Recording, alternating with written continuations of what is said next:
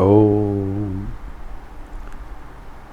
तव कथामृतं तप्त जीवनम कविभिडीरितं कल्मषापहं श्रवणमंगलं श्रीमदाततं भुवि गृह्णन्ति ये भूरिदा जनाः।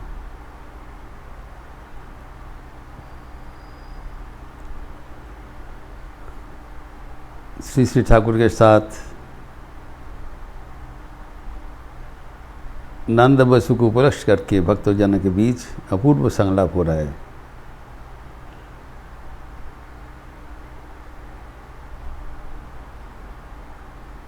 आम खाने का बात चल रहा था।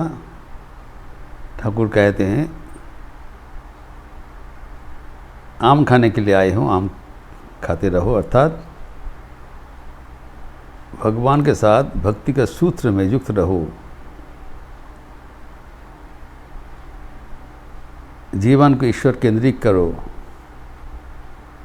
जितने हो सके भगवान का नाम लेते रहो, भगवान का काम करते रहो। ये जीवन एक मूल्यवान जीवन है,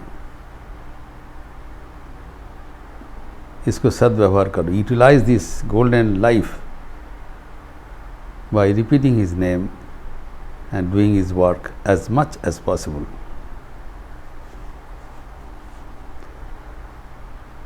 Without wasting any of your valuable time in unnecessary topics of discussion. यही है सारी बात। अभी जब प्रश्न किया आम गाछ कहाँ है, आम का पेड़ कहाँ मिलेगा, अर्थात ईश्वर कहाँ है, तो ठाकुर ने बता दिया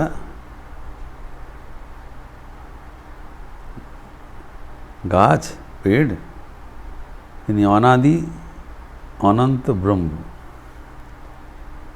তিনি तो आछेनी, তিনি नित्य। हम लोग देखा वो रविंद्र संगीत उद्धृत करके हम लोग विश्लेषण किया। आनंद धारा बही से भुवने, आनंद रूप से वो चारों ओर विराजमान है। यहाँ पर ठाकुर कहते हैं तिनी तो आछे नहीं, जोड़ करके बोल रहे हैं, ही इज एग्जिस्टिंग। ये हमारे मन में, सबके मन में शंका है कि भगवान क्या सचमुच है। से नरेंद्र नाथ जी से ठाकुर को प्रश्न किया था, ईश्वर की आछे ताकि देखा जाए। ये प्रश्न एक सार्वजनिक प्रश्न है। हम लोग पढ़ते हैं कि स्वामी प्रभुपानंद जी, जो कि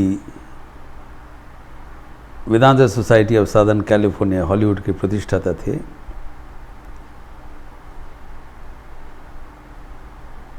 हमारा उनको दर्शन करने का सौभाग्य मिला था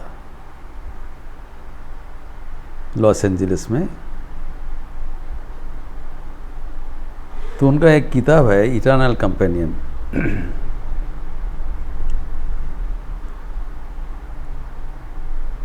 तो उसमें उनका अपना जीवन का एक अभिज्ञता लिखा है।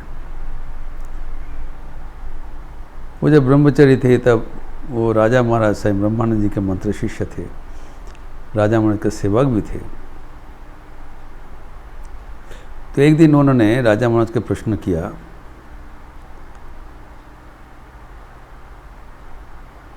अच्छा महाराज अपनी ठाकुर के देखते पान? एक सरल बालक स्वरूप प्रश्न है, क्या आप ठाकुर को दर्शन करते हैं?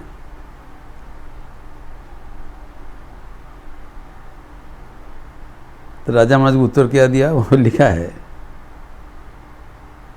তোর দেখছি মাথাটা খারাপ হয়ে গেছে, তিনি আছেন আর তাকে দেখতে पाबो ना। ऐसी जोड़ करके बताया कि तेरा लगता है तुम्हारा माथा खराब हो गया, अवान्तर प्रश्न कर रहे हो। जो नित्य विराजमान है, ठाकुर नित्य विराजमान है, आप प्रश्न कर रहे हो क्या उसको दिखाई पड़ता है? अर्थात उनके लिए ठाकुर को नहीं देखना ही एक अस्वाभाविक स्वरूप है। जैसे ठाकुर यहाँ पर बोल रहे हैं नंद बसु को, तीन तो अच्छे नहीं, of course he is present everywhere, तुम्हारा मन में शंका का क्या आवश्यक है? तुम पूछ रहे हो पेड़ कहाँ है? वो नित्य है, चारों ओर विराजमान है। और जो भाग्यशील है उनको वो साकार रूप से दर्शन करते हैं, जैसे राजा महाराज बोल रहे हैं,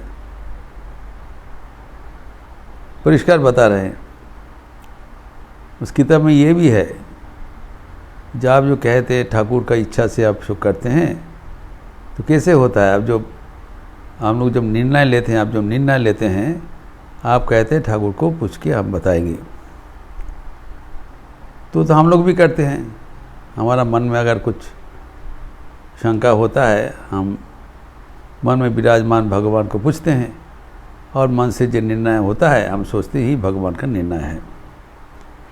आपको शायद वैसी होगा, पूछ रहे राजा महाराज को। राजा महाराज कहते नहीं, ऐसी नहीं है। जब हम कोई भी सिद्धांत लेने के पहले, कोई भी, मैं सीधा ठाकुर के पूछते हैं, एवं जब तक वो सिद्धांत नहीं देते, मैं उसको सिद्धांत नहीं लेता हूँ। तो पूछा अब सिद्धांत कैसे देते हैं? राजा महाराज साहब बता दिया, वो दर्शन देकर सीधा आके बताते ऐसी करो, तभी मैं करते हैं। अगर जब तक नहीं बोलेंगे हम नहीं करेंगे। इसलिए देखा जाता था कोई साधारण सिद्धांत के लिए राजा महाराज टाल देते थे, बोला अभी नहीं होगा। 3-4 दिन बाद कभी बुला के बता दिया, अच्छा इसका प्रश्न का ये तुम्हारा विषय की समाधान है।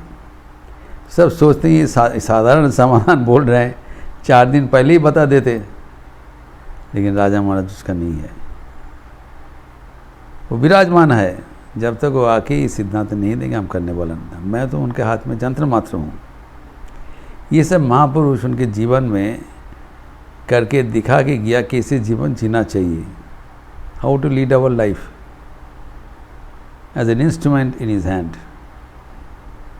इसीलिए ठाकुर यहाँ पर कह रहे हैं नंद बसु को, ये तो तीन तो अच्छे नहीं, साक्षात विराजमान है, नित्य है। यहाँ पर बता रहे हैं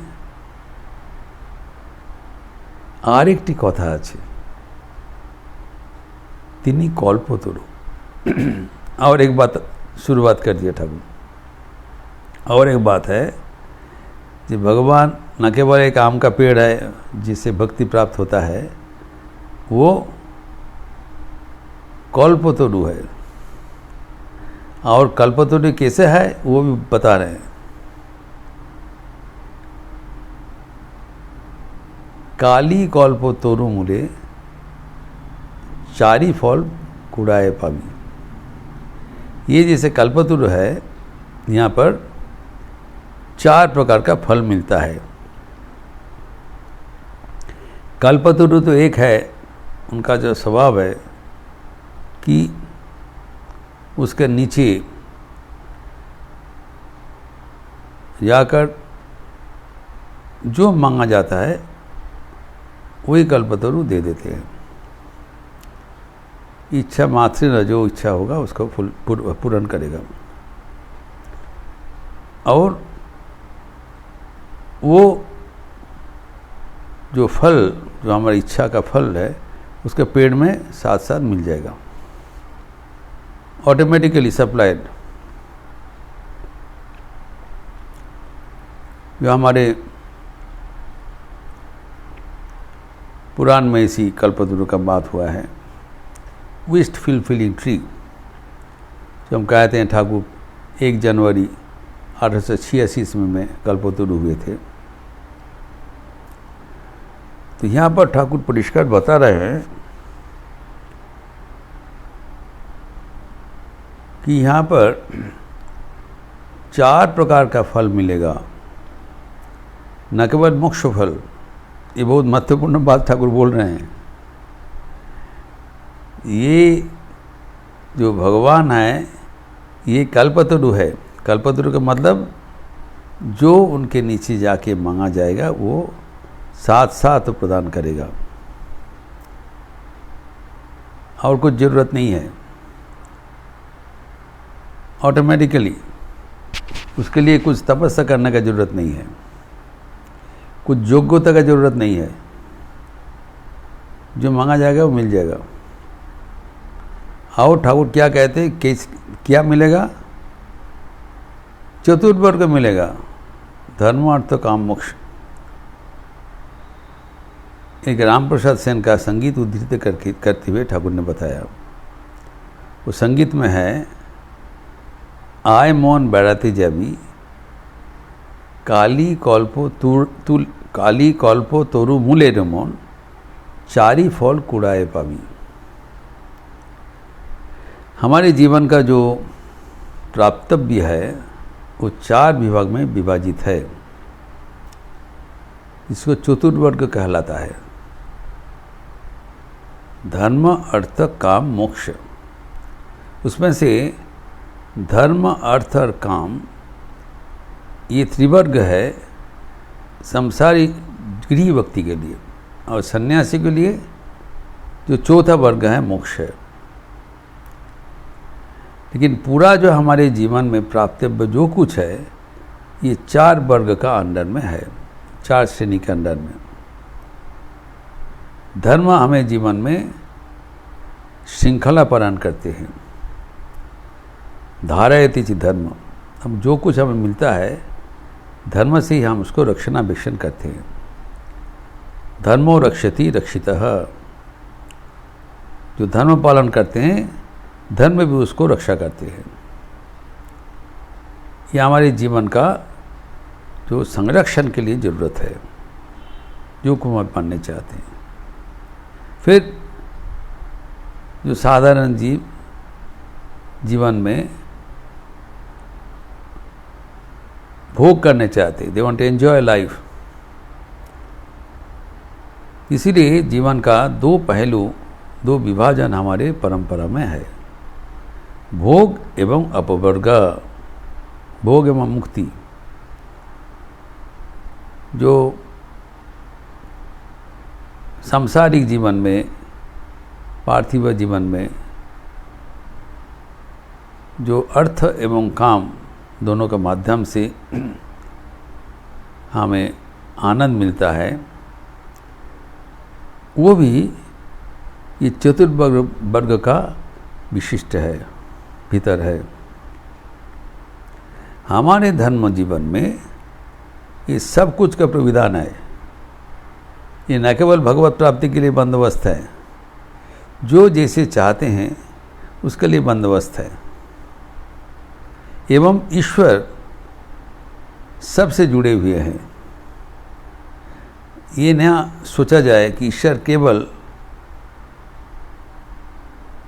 वैराग्य देते हैं, मुक्ति देते हैं, भक्ति देते हैं। जो भोग करने चाहते हैं उसका भोग का बंदोबस्त भी ईश्वर करते हैं। 4 फल है, वो कहाँ मिल रहा है? स्वयं भगवान से मिल रहा है, भगवान बंदोबस्त कर रहे हैं। तो धर्म अर्थ काम सब ही भगवान ही दे रहे हैं। काली कल्पतरु वो भी सरबराह कर रहे हैं, ही सप्लाइंग इफ डिमांडेड। जिसको जो चाहिए वो ले सकते हैं। और उसको पाने के लिए कुछ प्रयास का ज़रूरत नहीं है। चढ़ी फल कुड़ाए पावी, उसके पेड़ के नीचे तुमको मिल जाएगा, मांगने पर वो नीचे उपलब्ध होगा, सहज ढंग से मिल जाएगा। वो तो जीवन में हमारे जो कुछ प्राप्तव्य है, जो कुछ हम चाहते हैं, whatever we want in life falls under any of this 4 categories. हम भगवान को चाहते, मोक्ष चाहते, वो चतुर्थ वर्ग है, और बाकी जो कुछ चाहते हैं वो प्रथम 3 वर्ग में है। तो all these our desires are met at the feet of God। भगवान के पास आने से, भगवत को भजन करने से सब कुछ जो कुछ हम चाहे मिल जाएगा। So our life, our religion is a total religion meant for all, not only meant for sannyasins, और जो भगवत भजन करेगा सन्यासी के लिए जो बुझ है सब ही धर्म का अंतर्गत है। धर्म से सब कुछ मिलेगा, जो 4 वर्ग मिल जाएगा। और इस 4 वर्ग मिलने के लिए जो काली कल्पतरु मूले जाना पड़ेगा।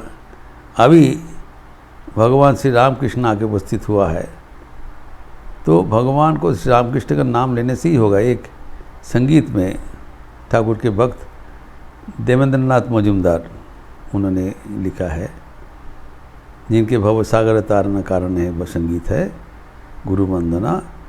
उन्होंने लिखा है, एक प्रचलित संगीत है, रामकृष्ण नामेर बाण डेकेছে भाई, कोथा पापी तापी आय सकले नाम तरंगे भेसे जाई।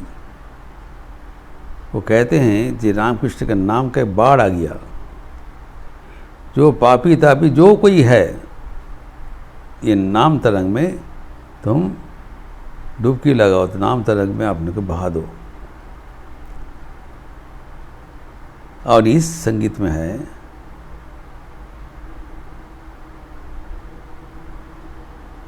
नामेर एमनी बल प्राण करे विकल,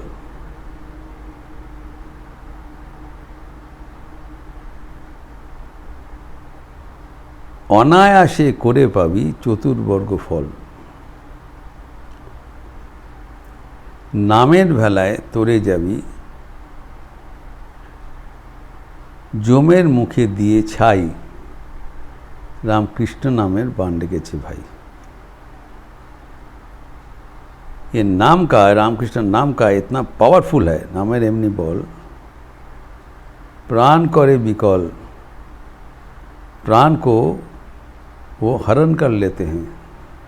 प्राणस्पर्शी है, नाम का इतना महात्म्य है, इतना मधुरता है।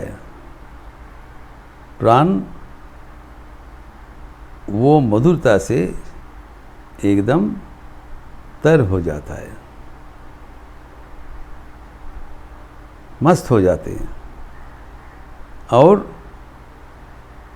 अनायासे करे पावी चतुर्वर्ग फल, नाम लेने से वो चतुर्वर्ग फल मिल जाएगा अनायासे, विदाउट एनी एफर्ट। धर्म अर्थ काम मोक्ष, तुमको जो चीज चाहिए सब कुछ मिलेगा। तो ठाकुर के पास आने से ये ठाकुर ने हमें खुद ही खुलासा करके बताते हैं, क्योंकि पहले हम लोग का तो ठाकुर त्यागीश्वर है, उनके पास जाने से जिसको सिर्फ जो भक्त है सन्यासी है उसी को ठाकुर के पास जाना उचित नहीं। ठाकुर सबको आह्वान कर रहे हैं। ये जो है पेड़ है ठाकुर कल्पतरु है, एवं कल्पतरु शुद्ध मुक्ति फल नहीं देते हैं, सब कुछ देने वाले हैं। ये है सबसे महत्वपूर्ण इंगित ठाकुर बोल रहे हैं। अर्थात we can turn to God not only at the end of our life when we have finished our mundane duties, at every stage of our life whatever we want will be made by the same God. हमें जो चाहिए वो मिल जाएगा। हम सचराचर सोचते हैं कि दुनिया में जब हमारा भोग का जीवन अंतरित हो जाएगा, भोग के बाद ही त्याग होगा। त्याग के जीवन के लिए भगवान को आराधना करना चाहिए। ठाकुर कहते नहीं, काली कल्पतरु मिले 4 वर्ग मिल जाएगा। अगर अर्थ चाहिए, काम चाहिए, धर्म चाहिए, मोक्ष चाहिए, जो भी जो चाहे मिल जाएगा। तो ये एक संकेत दे दिया। यहाँ पर हमारे सीख है, the lesson for us here which is important, कि भगवान तो कल्पतरु है, जो हम मांगेंगे वो मिल जाएगा। लेकिन ये खतरनाक है, अगर हम भगवान के चरणों में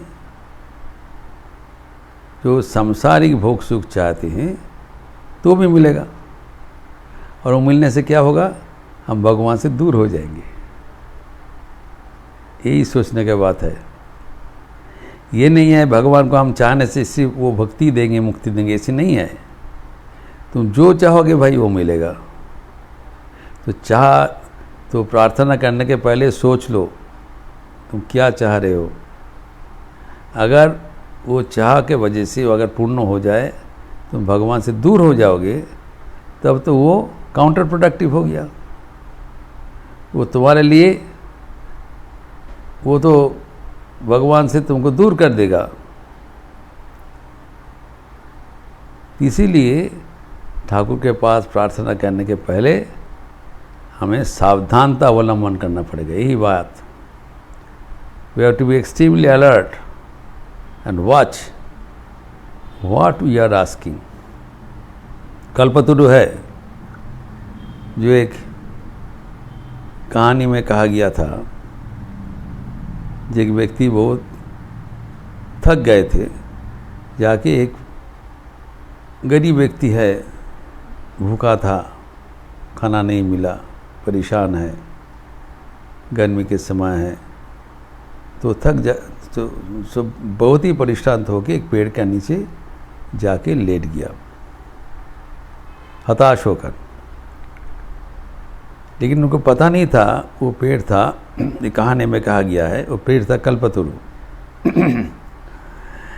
तो जब वो वहाँ पर लेटे हुए सोच रहे हैं कि काश अगर इस समय में मैं इतना भूखा हूँ, मैं कुछ भोजन मिल जाता तब कितना अच्छा होता। जैसे ही सोचा, तो साथ साथ भोजन आके उपस्थित हुआ, क्योंकि वो कल्पतरु था, जो मांगेगा वो मिलेगा। तो देखे बड़ा तज्जुब हो गया, उपादेय खाद्य वस्तु सब उपस्थित है, तो पेट भर के खा लिया। तो खाने के बाद वो सोच रहे हैं, अगर एक अच्छा खटिया मिल जाता, इस नरम कुछ बिस्तरा हो जाता तो हम लेट जाते। साथ साथ वो भी आ गया, तो लेट गए।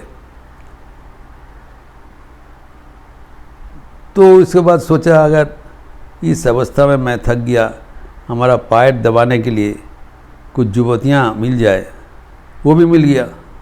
बड़ा तज्जुब हो गया, और उन लोग हवा करने लगा, तो बड़ा आनंद से उसको नींद आने लगा। जो चाहा वो मिल जाते हैं। फिर इस समय में सोचा कि हमारा तत्काल ये इतना सुख, इतना आनंद मिल रहा है, अगर इस समय में कोई शेर आ जाए, वो तो मुझे खा लेगा। जैसे सोचा शेर आ गया और उसको खा लिया। यही है खतरनाक। हमें कभी कल्पतरु का नीचे बैठकर शेर नहीं मांगना चाहिए, अर्थात ऐसी प्रार्थना नहीं होना चाहिए जो हमें खा लेंगे।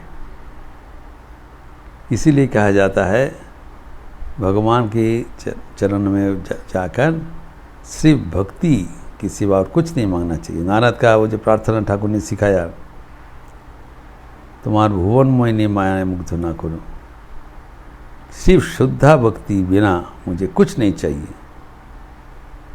कारण भगवान कल्पतरु है, हम जो चाहेंगे वो मिल जाएगा।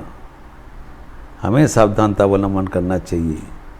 हमारे जीवन का लक्ष्य भगवान, न कि भगवान का ऐश्वर्य लेकर हम दुख सागर में पड़ जाए। भगवान तो ऐश्वर्य दे के हमें भुलाने चाहते हैं, ये उनके माया है। और वो स्वयं कल्पतरु होकर विराजमान है, जो चाहेगा मिलेगा, मिलता है। चारों ओर सभी उनके संतान हैं, जो जो चाहते हैं उसको दे देते हैं। तो हमें चाहिए भक्ति, हमें भगवान चाहिए।